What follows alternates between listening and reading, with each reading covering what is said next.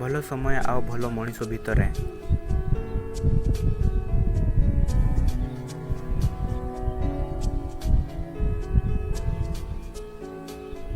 ଯଦି କାହାକୁ ଜଣକୁ ବାଛିବାର ଅଛି,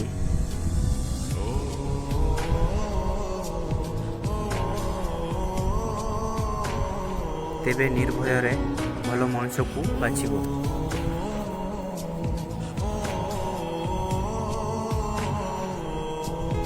କାହିଁକିନା ସମୟ କେବେ ଜଣେ ଭଲ ମଣିଷକୁ ଆଣିପାରିବନି।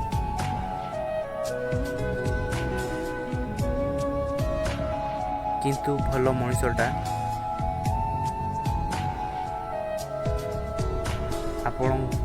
ଆପଣଙ୍କର ଭଲ ସମୟକୁ ନିଶ୍ଚୟ ଆଣିପାରିବ।